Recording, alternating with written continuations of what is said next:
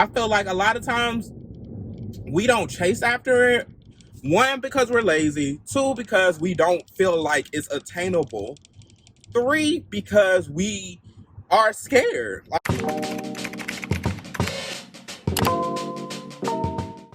Good morning, y'all. Okay. My name is Auquila. Welcome back to my YouTube channel. If you're new, I'm pretty sure you're new because y'all know I'm barely a YouTuber. Go ahead, subscribe to the channel, give this video a thumbs up. Y'all know it's a car diary. I have a lot of thoughts. I have a lot of things to say, specifically in regards to the Patrick Star one size beauty commercial campaign digital ad thing that I just did. It's hot, so I don't know if y'all can hear it. Can y'all hear the AC? Let me turn it on low because it's hot. I can't even lie to you. Y'all probably can't hear it. But y'all, and I got this big pimple right now that I'm trying to like do something with. So let's go ahead and address her. Go ahead and speak. Don't be rude. Speak to her. Hey. Hey. Okay. Okay. So now let's get to it. Now y'all, surprisingly enough, and I don't want to get on here every time and just be like, y'all, I'm just going through it. I'm just sad. But I think a part of life is naturally up and down.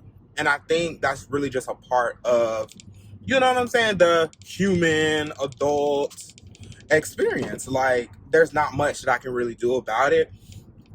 And so the week of the commercial, we have rehearsals. Every me, you a fire starter, you need to pop off stat. Come and get some sugar, BBS, it's very bad. Seeking Jen is what you do when you need a smooth mat. You a rich. I just felt so happy. I was back in like my element. It feels like I felt like I was connecting with people in a way. Like, no, y'all know I'm in it. Okay, and let me clarify, because I told you in my last video it's not that I'm really antisocial. It's just I'm socially awkward and I don't really be having nothing to say to nobody because I don't know them like that. But like, I physically felt in my body the shift in rehearsal of like me being, you know, very quiet, very like, I don't have nothing to say, I don't know y'all, to feeling more like my natural, funny, silly, goofy, stupid self. And it was so like, I was just so happy because I was like, you know, in my corporate job, I feel like I don't have the autonomy to be myself in the truest form. Though I could, I just don't feel welcomed, especially in my corporate setting where I feel like I'm like one of the few black people even there, right? And I don't know, but yeah, so I just didn't feel like in my corporate setting I'm very quiet, I'm very in a box, and so that translated over into the rehearsal space and the job space, and I felt bad. This high, I'm already steaming on my glasses, girl. Hold on. And I need these because I can't see. But so I literally felt the shift. I felt like a huge shift in my demeanor and my personality. I felt like I could be goofy. I felt like I could be silly. I felt like I could be like me. And now looking back on that, it makes me feel really bad because I felt like I have not been my genuine, authentic self in public spaces, in larger spaces, with my friends and stuff. I'm myself. But in situations like work, like just generally out and about, I'm not my normal, usual, silly self. And that's something that I was able to be like, damn, like, I'm upset about that. Like, I want to be able to be myself wherever. I feel like I do code switch. Not as much as I used to. Like, I used to code switch like it was nobody's business. But now, not as much. I think I replaced code switching with just being quiet and not really showing my authentic self. So that was bada boom. That was thing number one. Number two, and it's kind of interesting because I don't even know really what to call this, because I don't know if I can really say that this was imposter syndrome or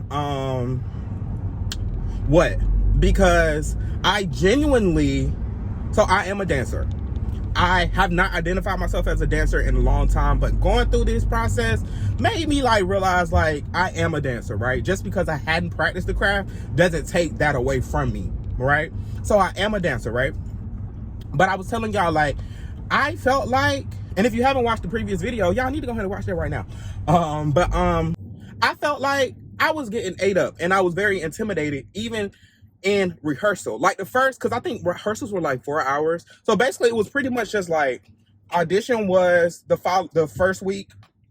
Second week was rehearsals. We filmed the next day. And then, you know, that was it. So it was a very quick turnover.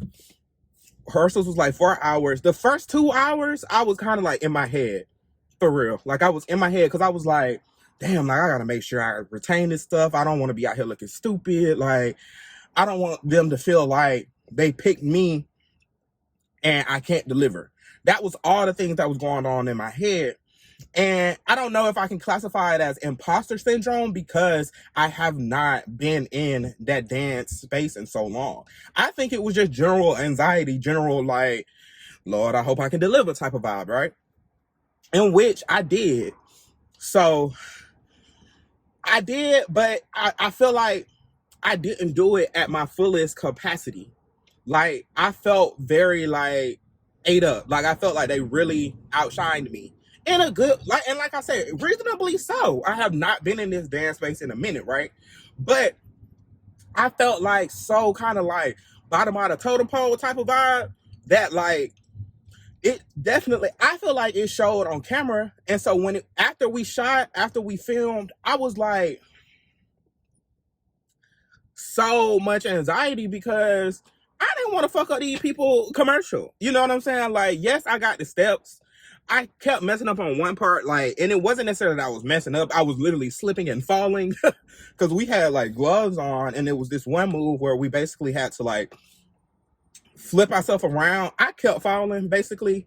But I knew that like, because basically what y'all saw, there was a lot more than what y'all saw in the actual commercial. Obviously, I feel like everybody knows this by now. Like we had maybe like 3 to 4 different like basically scenes, and then they just, you know, chop up everything. But I was just very kind of like down on myself about it, and I just felt like, damn, like I just hope it looks good. I hope it looks good. I hope it looks good. And then fast forward, now 3 is out. Everybody is DMing me. Everybody is texting me. Everybody is hitting me up. You know what I'm saying? Everybody's just like, I got an overwhelming amount of love and support, which I appreciated. I needed that. I haven't felt like that in a minute, but it was tough because I felt like I didn't necessarily deliver my best performance, and I felt like I was being praised for something that I wasn't 100% deserving of, almost. Because yes, it was a big deal. Yes, I did do a good job. Was it the best? No, but it was also out of the blue. Like it was definitely pushed. I was pushed into dance, literally. So was it 100%? No. And I can say that. I can genuinely say that. And I just didn't want it. So what I was really fearful of, I didn't want this to be indicative of, or not necessarily indicative, but I didn't want this to now look like this is the bar. I didn't want this to seem like the bar that I'm able to accomplish, and I wouldn't be able to get further from this, if that makes sense. Like I didn't want this to be like, now I'm known as this, and I'm not able to surpass it. But that's literally unrealistic because people literally change, develop as they train. This is literally just my first job. So I was able to calm down from that. Now, the last kind of situation that was really the week after the commercial. So last week, this is the first week where I'm back, you know what I'm saying, out and about.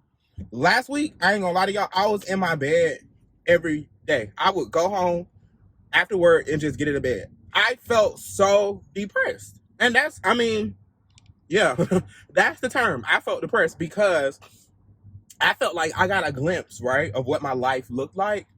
or what my life could be like, and then I was having to go back to the harsh reality of what my life really is currently like. And that was like such a hard like juxtaposition so fast, because I literally, in that day of rehearsal and that day of filming, I felt so